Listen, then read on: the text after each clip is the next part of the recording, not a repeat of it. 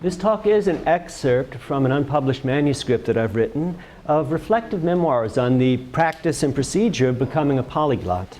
I've called this at times the path of the polyglot and at other times the principles of polyliteracy. And I'm truly honored to have been invited to present such a chapter to you as the address today, because what I have to say it's not really a properly referenced scholarly research report, but it's rather a set of deep reflections upon my own experience as a practitioner of polyglottery, reflections about what it really is that makes being a polyglot difficult, reflections about how that difficulty deters many potential polyglots, reflections about how that difficulty might be reduced, and reflections about how this would be beneficial to more average and typical foreign language learners. Let me begin by defining a polyglot as an expert language learner, somebody who's mastered the art and science of learning languages. Unlike multilingual people who owe their knowledge and abilities in multiple languages to being born into or reared into and or simply growing up in and or getting their education in multilingual environments, polyglots owe their linguistic knowledge and abilities to the conscious and deliberate study of foreign languages. Of course, this distinction is not a crisp black and white in the real world, it's more a blurry gray. And being naturally multilingual would probably be a very good springboard to becoming a polyglot. But nonetheless, while the majority of human beings may be multilingual, there are not many polyglots in this world. So, how do you become a polyglot? The basic recipe for becoming a polyglot is as follows. 1, you have to develop and sustain a deep passion for learning languages. 2, you have to foster a talent for learning languages that leads you to develop your own techniques for doing so. And 3, you have to put in a proverbial 10,000 hours or so of deep practice in a systematic and disciplined fashion, intensively and over a period of many years. Now that's the same basic recipe for mastering just about any field, be it another scholarly pursuit, or music, or art, or some branch of athletics. But while masters or experts are, by definition, only a small percentage of the practitioners of any discipline, even among the category of all experts or all masters, polyglots are relatively rare. That is, there are fewer polyglots in the world, I think, than there are brain surgeons or concert musicians or renowned artists or world-class sportsmen. Why is this? For some reason, the price of polyglottery must be higher than it is for most other fields. That is, not the literal cost of what you have to pay to become a polyglot, but rather the figurative cost of what you must expend in terms of time, energy, dedication, and sacrifice of other opportunities. All this must somehow be more expensive than it is in other fields, and thus fewer people are willing or able to pay it. Could it be that there are few polyglots because the human mind cannot hold and use a variety of languages at once? Obviously not, as witnessed by the very fact that the majority of the world's population is naturally multilingual. Now, granted, most multilinguals might be only bilingual or trilingual, but there are, as we've heard today already, quadrilingual, quintilingual, and perhaps even sexalingual communities on the planet. And I think that whatever nature and chance socio-environmental circumstances can provide, nurture and deliberate education can always match this and often surpass it and improve upon it. Could it be that polyglots are relatively rare because learning foreign languages is a particularly difficult task? I think this is highly unlikely. While it's a fact that the great majority of people do indeed struggle to learn a first foreign language, it's also true that only a tiny percentage of people who take up any given musical instrument ever persevere in learning to play it really well. People who do succeed in learning a first foreign language, if they then endeavor to learn another one, often find that their first task facilitates the second. As for those who manage to learn 2 foreign languages, they most certainly find that their study of a third is somehow a less demanding undertaking than was their first 2 experiences. And the pattern continues from the 4th through the 5th and onwards, by which time one will be a polyglot, that is, someone who has cracked the code of learning languages. Although people tend to imagine that the difficulty in becoming a polyglot lies in learning and remembering all those languages, This is actually the easy and fun part of being a polyglot. So the difficulty lies elsewhere, not here. I posit as a fact that successful language learning is itself a learnable skill, or rather a set of skills that, once mastered, make the learning of languages a positively easy task, a question only of application and commitment.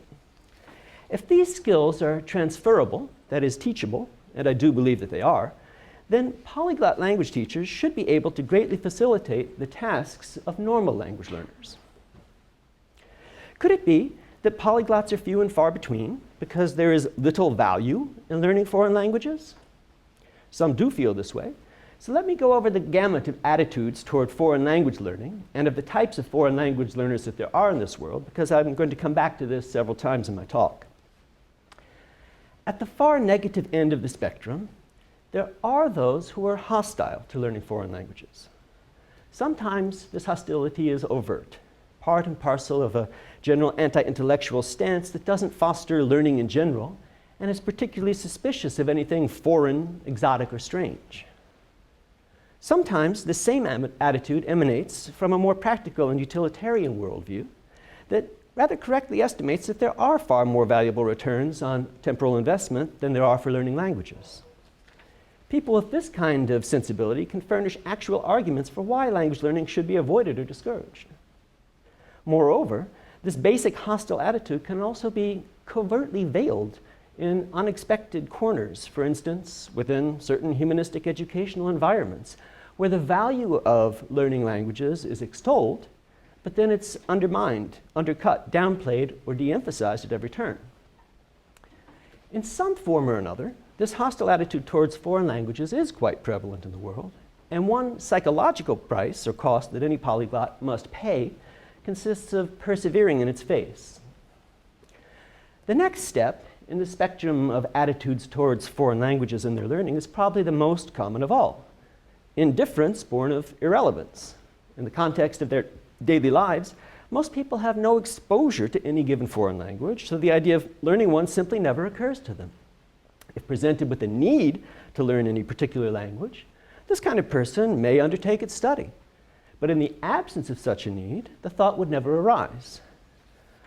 While this kind of disposition does not pose the psychological obstacle to polyglottery that the hostile stance does, nonetheless, the great prevalence of this attitude does constitute a burden that any polyglot must bear. For the majority of one's friends and family are likely to be comprised of such people who can never appreciate the cost of one's efforts, which makes polyglottery at times a rather lonely endeavor. The next kind of attitude might be termed passive interest. A passively interested person, upon meeting a polyglot, is likely to engage him or her in an animated conversation about foreign languages, and to say something such as, "I've always wanted to learn French. In fact, I've had it at the top of my to-do list for New Year's resolutions for the past 25 years. Maybe next year I'll get to it." Okay? Although the odds are highly against this kind of person can appreciate a polyglot's accomplishments, and thus meeting and interacting with them, in distinction to the two prior types, provides encouragement. The reason why this kind of person never gets around to the study of languages is often that they are passionately engaged in some other spiritual, intellectual, or cultural pursuit, be it marine biology, creative writing, art, or music. These are pursuits that any polyglot, by virtue of devoting all of his time and energy to the study of languages, will quite likely have been forced to eschew. These are also pursuits for which a polyglot is likely to feel passive reciprocal interest if he or she has a desire for a healthy and balanced mental life. That is, one painful cost of polyglottery is the fact that exclusive devotion of massive amounts of time toward the pursuit of languages means that one must sacrifice and forego the opportunity to pursue many other valuable and interesting paths in this life. Thus, it is that writing a novel, learning how to play a new musical instrument, the bassoon, and drawing or painting have remained at the top of my own to-do list for New Year's resolutions for the 25 years now or more. Another attitude towards languages, the attitude one must have in order to become a polyglot, but also an attitude that, rather paradoxically, may never lead to the study of languages at all, is that of the linguophile. While many people may be hostile, indifferent, or only passively interested in languages, there are also those who find them inherently interesting. Sometimes this kind of person is content, as a linguist, to know facts about languages or to study phenomena concerning languages rather than languages themselves, and so, rather inexplicably to the polyglot mind, despite finding them fascinating, does not actually learn them. Turning from simple attitudes to actual experience with learning foreign languages, far and away the most common is, unfortunately, that of the failed or fruitless student. This type of person may have studied a foreign language for years and years, but never succeeded in learning it. Most likely, this is because they were forced into the undertaking while their attitude was that of indifference, and they were then taught under less than ideal circumstances. Be that as it may, the existence of these people in large numbers, with their negative experience of learning languages, is the chief reason for the generally prevalent attitude that learning foreign languages is an inherently hard task, when in fact it is not. The next kind of learner is what might be termed the partially or temporarily successful foreign language learner. This kind of person may succeed in using a foreign language passably well after just a few years of study, but also, after a few more years of neglect, will have forgotten it completely. This is the kind of person who will say something like, "Yeah, I used to know Spanish, but I never had any chance to keep it up, so I lost it." While this kind of person serves most often to illustrate the adage, "use it or lose it," in point of fact, their experience really illustrates something else. Polyglots must also practice their languages to keep them in top shape, but their languages somehow keep each other company while they're in storage, and thus they last longer there. In other words, polyglot language learning tends to be more permanent than regular language learning. But rather than simply holding them as tools, polyglots make the languages they learn a part of themselves. This, too, if polyglot language teachers can impart to regular learners, would be a real service that they could provide to the world of language learning. The next rung on the gamut of language learners is that of the successful normal learner. This kind of person, often by virtue of much sweat and toil, has succeeded in learning a foreign language, or perhaps even several foreign languages, and in integrating them into his or her life. This kind of person is, or at least should be, the norm in humanistic academic circles or in diplomatic circles, but this is not always so. And in any case, this kind of person is already quite rare in the general population. Rarest of all among language learners, then, is the polyglot, the master or expert language learner. Polyglots have learned not just several, but a handful or more of languages. They must have had a spark or a flair in order to do this, but they have done it by dint of hard work and experience, not by mystical talent. As a result, for them, learning even more languages is easier, faster, more efficient, and more permanent than it is for normal language learners, who may be able to learn from them how they can approximate this acquired ease of learning. I pray that an age of understanding of polyglots and polyglottery has arrived, as witnessed by this very conference and the fact that I'm giving the keynote speech at it. Brought in over the past decade by internet phenomena such as the How to Learn Any Language forum and YouTube, and heralded, yes, by Mark Lillard's investigative Babble No More, I hope that a realistic appreciation for and understanding of polyglots and polyglottery may be upon us, for such an appreciation and understanding is long overdue. Until quite recently, there were two basic attitudes toward polyglots, two extreme ends of an all or nothing point of view. The first was to deny that they existed at all, and the second was to exaggerate their abilities to absurd proportions. I think that this first position can simply no longer be held, and I hope that the second one will soon die away. Polyglots do exist. That is, there are people who have learned half a dozen or more foreign languages to good levels. For some reason, a jack-of-all-trades, master-of-none aspersion is often cast upon them, suggesting that they must be dilettantes in all of their languages, that they cannot possibly know any one of them, as well as someone who is always focused upon a single language. This is not necessarily the case.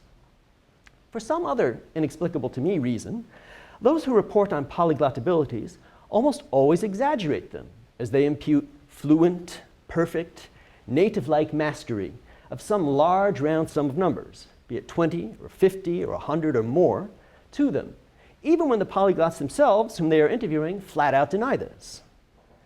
Polyglots are also said to have a great talent that enables them to acquire languages effortlessly, as if by osmosis, overnight. This is also not the case. The truth is quite different.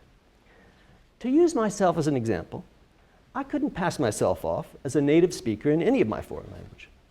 It's never been my goal to do so. But it is my goal to continuously seek and strive to improve in all of my languages. And I do know a good half dozen well enough to function fully in them, or even to use them professionally. Over and against the jack of all trades, master of none aspersion, I can demonstrate that I know a good handful of languages as well or even better than most foreign adult learners, or more specifically other American or English-speaking learners, ever learn any one of them, even if they focus exclusively and intensively upon them for many years. I've attained that ability with less time and effort by a combination of cumulative experience, an intelligently planned comparative philological approach, and well-tailored autodidactic techniques. I cannot learn a new language overnight, but by virtue of 30 years now of experience studying ancient, medieval, and modern Germanic and Romance languages, I can find a hitherto unexplored variation upon these two themes, at least, so transparent that it costs me very little to activate it. For many reasons, I find it impossible to quantify my knowledge of languages, and I honestly cannot comprehend the compulsive need that non-polyglots seem to have to pin a specific number of languages upon me or any other polyglot. I would like to take advantage of this public platform today to emphatically deny that I've ever claimed or ever will claim to know any specific number of languages. How many languages do I know? I honestly don't know. And furthermore, I don't care. That's not a question that I ever ask myself. Okay? I am a student of language with a capital uppercase L. And individual languages with a lowercase minuscule l, they're simply the manifestations under which I can study it. I've always taken a comparative historical philological approach to studying languages on the level of language families, whose individual diachronic dialects strike me as variations upon a musical theme. If you were to ask a musician how many variations he could play on a given theme, would he be able to give a set number? He would not, and I don't think you would ask him. Why then is there such a common compulsion to quantify polyglottery? When one becomes a polyglot, the normal boundaries between languages become very blurry. Polyglots do not know all of their languages anywhere near perfectly, but this is not to say that they do not know them. And in fact, polyglots know many languages in a more or less nascent fashion. That is, they're lying latent within their minds, waiting the occasion to be activated. Polyglots study languages more because they love them and are fascinated by them, more so than because they necessarily want to use them immediately. And so normal scales such as proficiency tests cannot adequately measure their accomplishments. In my judgment, those interested in the phenomenon of polyglottery should turn their attention away from the quantitative, trying to understand how polyglots learn so many languages, or trying to determine how many languages they really know, to the qualitative, trying to understand how polyglots learn languages with reduced expenditures of time and effort, and how they learn languages more or less permanently. Normal people do not want to learn large numbers of languages. But if they do want to learn a language or two, they would probably like to learn it or them efficiently and effectively. And they would probably like to learn it or them permanently rather than temporarily. Therefore, I do truly hope that henceforth, investigators of polyglottery will turn their attention away from the non-productive question of numbers to the productive, useful, and transferable question of technique. Polyglottery is a science. That is to say, given certain necessary ingredients, it can be achieved by means of specific applied steps. The principal ingredient is being wired differently, such that you find studying languages to be fun and fascinating rather than painful, boring, and confusing. Only a small percentage of human beings has what it takes to become polyglots, but that small percentage is far, far, far greater than the number of polyglots alive today. If the thought ever occurs to someone in the first place that they would like to become a polyglot, then it's likely that this is something they could achieve. Polyglottery, as I have experienced it, has two phases: an active learning stage and a maturing reflective stage, during which, though past my prime, I am better able to understand and explain what I've done. If there were, somewhere in this world, a community of such scholarly polyglots, they would, as any community of scholars in discourse, be able to analyze, explain, and improve upon this science. Returning to the price of polyglottery, persevering in one's passion for languages in the face of hostility, indifference, and misunderstanding is one of the prices that polyglots must pay. But those who would be masters in other fields often face similar obstacles. Likewise, maintaining the endurance to pay out thousands upon thousands of hours on a single-minded pursuit that entails the sacrifice of other opportunities is a high cost. But this, too, applies to all pursuits of mastery. What, then, makes the price of polyglottery higher than that of mastering other disciplines? I believe it is the following. The basic recipe for mastery that I gave above, nurture a passion, develop talent and technique, and put in 10,000 hours of deep practice, is the basic, raw, fundamental recipe.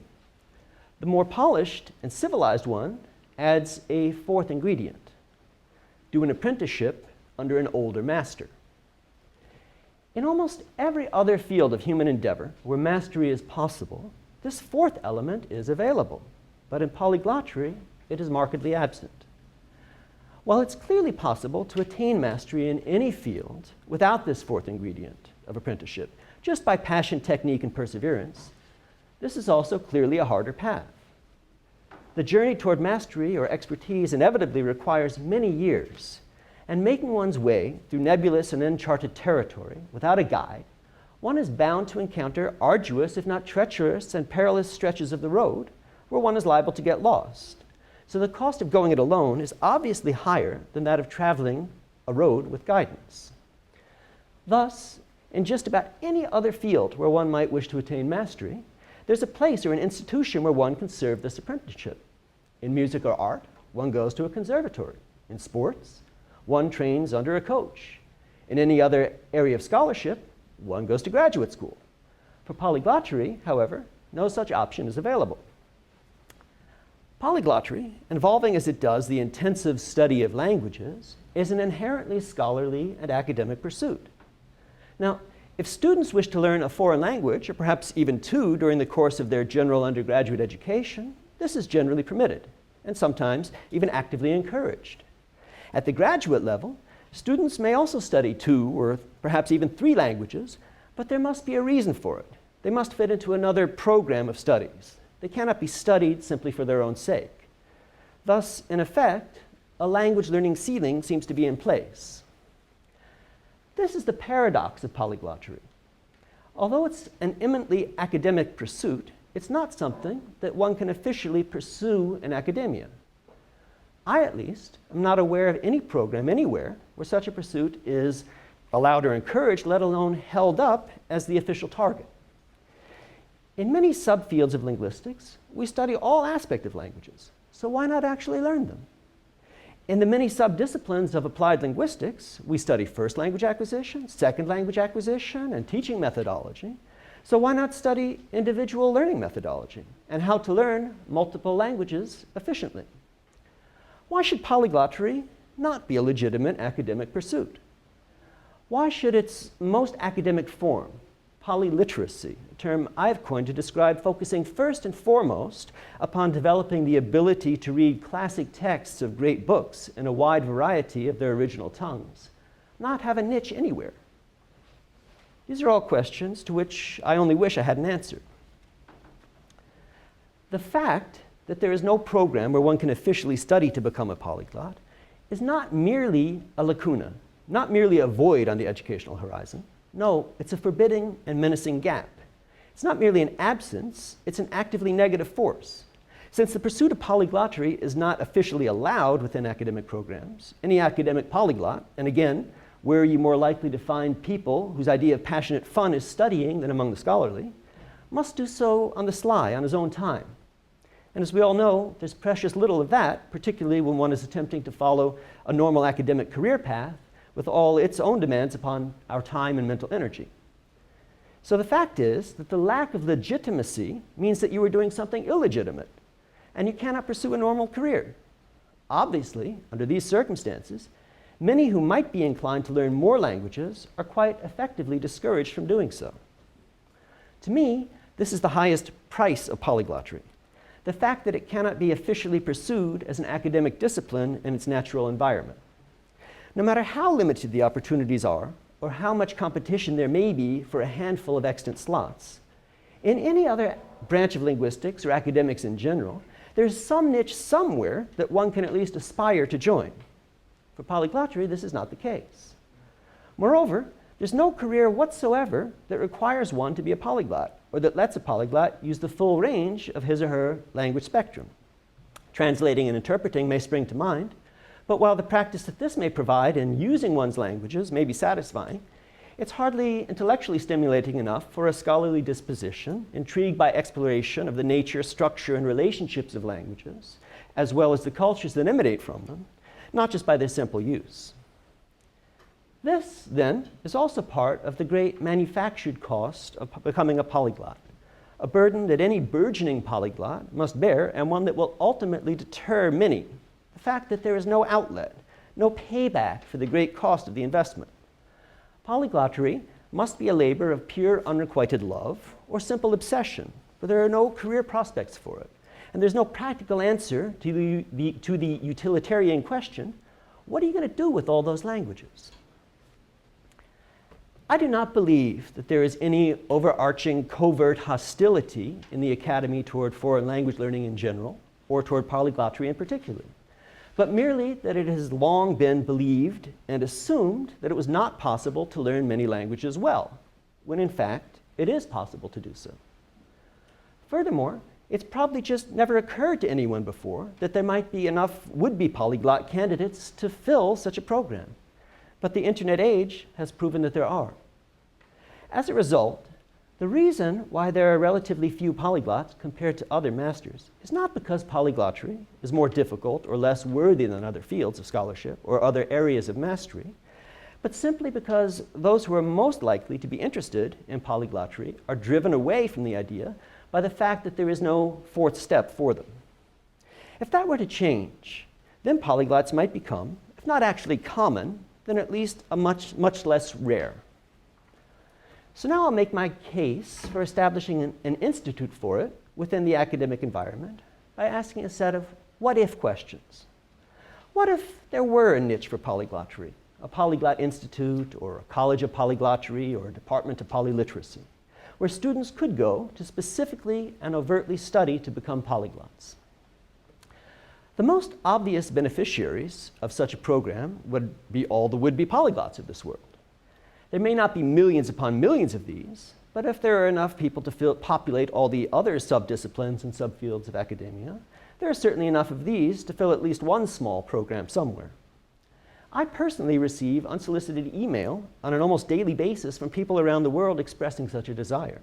And so I can only imagine that there would be enough others among the passively interested, the linguophiles, and the academic-minded humanists who might like to learn more languages than they are currently allowed to learn, or than they currently imagine that they can, if they were allowed to learn more, and if they believed that they could do so. Moreover, I firmly believe that the entire world of language learning would benefit greatly from the existence of such an institute. If such a program existed where one could study to become a polyglot, the quite obvious outcome is that there would be more polyglots in this world. That is, that polyglots would cease to be such a relatively rare breed. Since polyglots are expert language learners, people who have mastered the art and science of language learning, if there were more polyglots in this world, this would mean that more people would be engaged in cracking the code of learning languages efficiently and effectively. I believe that this would have a ripple effect through our common collective consciousness that would change the aura of foreign language learning. At present, many people, I think, incorrectly believe that learning a language is a difficult, if not impossible, task, a foreign language. They can believe this because they're highly unlikely to know anyone who has successfully done so, or to have even heard of people doing so. If polyglots were to become at least as relatively common as, say, concert cellists, then it would become harder and harder to maintain this erroneous belief as more and more people would know them, or at least know about them firsthand. I believe the ripple effect of this would be akin to the ripple effect of the 4-minute mile barrier in running. What's this? From the beginning of modern record keeping in the 19th century until 1954, no one had ever run a mile in less than 4 minutes. And so many people believed that it was not possible for a human being to run that fast. Then, in 1954, Roger Bannister did so. And just 46 days later, someone else did so, even faster. Since then, the world record has been broken another 17 times, each time shaving off another second, so that it now stands at 3 minutes and 43 seconds, and it will doubtlessly continue to be driven down, though the process obviously cannot continue forever. Nowadays, what was once considered impossible has been done by so many other non-record breakers that while running sub 4 is still a notable achievement, top-level international runners regularly do it, and it is now the standard for male middle distance runners. Clearly, having something to measure themselves against makes athletes faster. Some achievements are truly impossible, but others only appear to be so, and it is our belief that we cannot do something that makes us unable to do it. When we have a positive example or a benchmark, nothing could be more human than to think, if he can do it, why can't I? And perhaps even, I can do better than that. If that sounds too mystical, consider this. There are large numbers of applied linguists trained to analyze and theorize about the study habits of successful language learners for the benefit of language teachers and educators. As there are more and more objects for them to study, this will also percolate out into textbooks, classrooms, and the learning experience of the average learner, resulting in fewer having the failed, fruitless experience. Finally, while some polyglots may have no interest in teaching others, or no ability to do so, for the majority, becoming a language educator is the most natural choice of professions. Currently, the main criterion for being a foreign language teacher is often simply being a native speaker of that language. Those who get further training in foreign language pedagogy focus on how to teach, and perhaps even on how others learn, but there's no requirement for them to have experience in learning themselves. So polyglot language teachers, who actually understand what it's like to learn languages well and efficiently, must inevitably be better language teachers.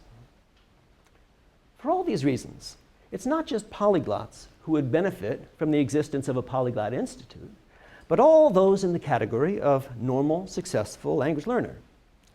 I've described elsewhere a preliminary outline of an idea for an undergraduate and a graduate curriculum in polyglottery and polyliteracy. Quite obviously, all the full-time students in such a program would need to be burgeoning polyglots resident at the program for a period of years. However, as I envision the facilities of such an institute, they could also be accommodating of dedicated language students of all stripes who wish to come and stay as if at a retreat center for shorter periods of only weeks or months at a time. In this fashion, in the atmosphere of serious and effective language learning, and with access to materials and facilities for their study, they could learn from observation and interaction with polyglots how to emulate their techniques and to apply them to their studies of the normal range of only one or a few languages rather than to larger numbers of them. These normal students might be professors on sabbatical who wish to learn a new language or improve one they know already, or graduate students who have completed their coursework who wish to solidify the languages that they're going to use to write their dissertation, or undergraduates who come for intensive immersion during their break periods. Apart from specific techniques they might learn from individual polyglot mentors, who will all have their own unique means of learning suited to the various learning styles that exist, they would all imbibe two principles of polyglot language learning that are truly applicable to all language learning, and that immediately improve the study habits and learning effectiveness of any language student who internalizes and applies them. The first principle is that successful language learning is fundamentally an autodidactic process. That is, for all successful language learning is ultimately dependent upon the student taking charge of the process rather than relying upon the teacher to impart it. Teachers will always have a role to play. Everyone needs some explanations and clarifications from a knowledgeable teacher at some point, and interacting intensively with a skilled tutor at the intermediate stage is the fastest way to jump ahead in one's abilities. Above all, at the beginning of one's language learning experience, one can learn a lot from a good teacher and classroom experience. But once one knows what to do, one can do it better at one's own pace. When it comes to internalizing the nuts and bolts, the grammar and vocabulary at the beginning of one's learning, autodidactic study materials, techniques, and habits are ultimately simply more effective than even the best of teachers and classroom situations. Also, when it comes to the daily upkeep or regular maintenance of one's languages, in the absence of the possibility to interact with native speakers in their own environment, autodidactic study habits are simply indispensable. The second principle is that language learning is mental exercise, requiring regular, systematic, daily practice, not just for learning, but for upkeep. This requires a wide range of study materials, kept not only in library or language laboratory-like facilities, but also available for workout, since polyglottery is akin to mental exercise, in an atmosphere akin to a mental gymnasium, track, field, or pool. If such facilities existed, polyglot mentors at the Institute could model their technique as they actually use them. And both burgeoning polyglot students of the regular long-term program, as well as short-term normal language students, could observe, emulate, and question them. How would this be? Let me make an athletic analogy. When it comes to sports, I'm the equivalent of the normal successful language learner I described above, the kind of person who would benefit from a short-term stay at a Polyglot Institute. With both running and swimming, I'm a serious amateur practitioner. For the past 30 years, the crack of dawn each day has seen me running on a trail somewhere, and between 7 and 7:30 each morning, I can be found doing swimming laps in a swimming pool. I've never entered a race, and I doubt I could win one if I did, but while I'm not competitive, I'm no slouch. Both as a runner and a swimmer, I would like to go longer and faster, to have better form, and to be more efficient. I regularly read about different styles and techniques, and I consciously try to improve my posture and mechanics by practicing in different ways and by implementing changes in my stride and my stroke. In other words, I'm an avid sportsman who has fully integrated these practices into my daily life. So what would it be like for me if I could spend a week or a month doing my laps in the same pool where Michael Phelps trains, or if I could work out on the track where Usain Bolt runs? Well, if I were the only aging amateur in Olympic Village, I would feel amazingly awkward, totally out of place, and so intimidated that I would just watch rather than practicing myself. However, if there were lots of others like me and just a few of these masters, and if it were clear that the whole purpose of putting us together was to let us watch them and learn from doing so, that would be entirely different. First and foremost, and at very least, it would be incredibly inspiring. I might never be able to move like that, but if I have how they move right before my eyes as I myself move, I will certainly be pushed to move as much like they do as I possibly can. This in itself would cause a significant increment of improvement. Furthermore, at least unconsciously to a certain degree, and perhaps consciously to a significant one to the extent that I have developed abilities for self-reflection and self-correction, by observing what they do, I will be able to emulate them. This would double the value of my inspiration. Beyond this, there are many small mechanical changes that one may read and know about, but which are extraordinarily difficult to implement on one's own if they involve changing ingrained habits. However, if a master whom I respected ever deigned to notice me lumbering along and were to say something like, "Hey, why don't you try to keep your elbows in a little bit more?" I'd never hold my elbows wide again. If I could get just one tip like this, it would act like a silver bullet, guaranteeing permanent correction of form from then on. How much more benefit might I receive if I could attend a workshop as well? All told, if I were younger, the overall experience might make me so much more of an athlete that I would want to enroll in the full-time program. And so I imagine it would be for the serious, normal language learner to make a learning vacation retreat at a polyglot institute. What kind of specific valuable lesson might a normal successful learner learn in such an institute? I've emphasized several times already in my observation that polyglot language learning tends to be more permanent than regular language learning. Let me give a concrete personal illustration of this. I taught myself Russian by purely autodidactic study in the late 1990s while I was in my mid-30s and a professor at Handong University in Korea. At that time, I was focused primarily upon East Asian languages, but also engaged in the over-ambitious simultaneous pursuit of dozens of other languages as well.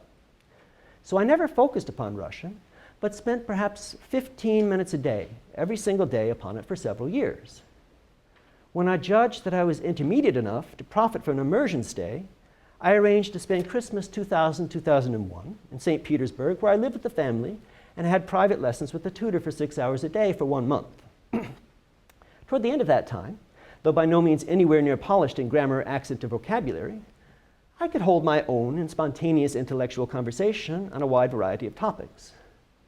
In the 13 years that have passed since then, though I have kept my Russian up by occasional reading and listening, I've had basically no opportunity to speak it, so I'm certainly not presently in a position to converse to that same level. Nonetheless, I can still do so to a more limited degree. I did so last night and again this morning for the first time in 13 years, and it worked, okay? Works, but I'm not going to claim anything more than that. Now, about 10 years after my short stay in Russia, while I was a language specialist at RELC in Singapore, I taught 8 batches of Vietnamese master teachers, or exactly 240 supervisors and senior language teachers. Though currently all English teachers, until about a decade before that, maybe a quarter of them, or about 60 of them, had been Russian teachers. They had majored in it in college, and many of them had lived in Russia for a year or more. However, having not used the language for 10 or 15 years, almost all of them had all but completely forgotten it and were only able to say a few basic words. I only remember 2 of them who were able to converse at all. These students must have put in thousands of cumulative hours in the studies of Russian. Well, I know from the detailed logs I kept at the time that I had studied for fewer than 500 hours when I went to St. Petersburg. I believe that the difference between my retention of abilities and their loss was based not on memory or on usage, but rather to the way that my autodidactic polyglot method of study made the acquisition permanent rather than temporary. How do I know that this ability to learn more or less permanently, to get dusty but not rusty, is a learnable and teachable skill and not just the result of some innate and inherent talent that I may have? I know this because I do not have it for languages that I learned in a normal fashion, by studying them in classes while I was in college or in graduate school, but only for languages that I taught myself by autodidactic polyglot techniques, principally but not exclusively cyclical shadowing to the point of digested internalization. For example, my academic transcripts will bear out the fact that I took intensive ancient Greek while an undergraduate at Columbia, on my way to becoming a polyglot, but by no means there yet, and that I earned an A+ in the class. So I obviously knew my stuff once upon a time. Though I kind of blush to admit that ancient Greek is not a language that I have kept up with, I still have my 2 volumes, textbook volumes of Hansen and Quinn. And although I annotated them copiously at the time, they are now, pun deliberately intended, Greek to me. That is, I have absolutely no memory of the progression of the course or of doing any of the particular exercises. On the other hand, there are many languages that I studied simultaneously with Russian, and in the same fashion, 15 minutes a day, every single day over a period of 4 or 5 years, cyclically shadowing a bilingual text to the point of digested internalization. In many cases, after only mastering the contents of a textbook or 2, I subsequently consciously aborted them when I realized that I had spread myself far too thin to take all of my languages to higher plateaus. Although I promised myself I would permanently discontinue these languages, from time to time, curiosity has impelled me to take another look at those textbooks. And what I've found, time and again, is that my knowledge is intact, a bit dusty, but by no means rusty. After a simple once-through review, I could easily pick them up again, right where I left off 12 or 15 years ago. As for languages that I learned in this fashion and then activated as I did Russian, like Russian, they've all remained a living part of me. Comparing and contrasting that with my ancient Greek experience, I can only conclude that this permanent learning is a product of cyclical shadowing and other autodidactic polyglot techniques that I can describe, but which I cannot teach per se, though I could model them through practice in a Polyglot Institute. In conclusion, it will always cost a lot to become a master language learner, just as it will always cost a lot to become a master of anything.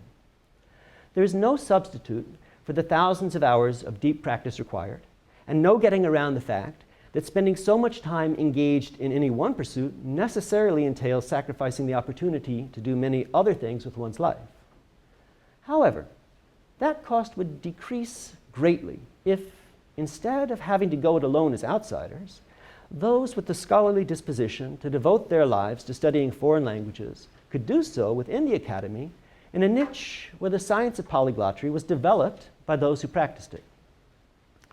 Establishing a Polyglot Institute, a college of polyglottery, or a department of polyliteracy will necessarily require a collaborative endeavor on the part of many like-minded spirits. It's my fervent hope that someday enough such spirits will converge to make this happen. I hope this so ardently because though I myself have had to pay an exorbitant price to become a polyglot, I have no regrets about it. Being able to use a wide variety of languages to get at the various cultures they have produced is an enriching and ennobling, if not a downright enlightening experience. Above all, the intellectual satisfaction of polyliteracy is far greater than any other intellectual satisfaction I have ever experienced. Therefore, I think it would be wonderful if more people could experience these things, and if the next and larger generation of polyglots could experience them at a far lower cost than I myself have had to pay. Thank you.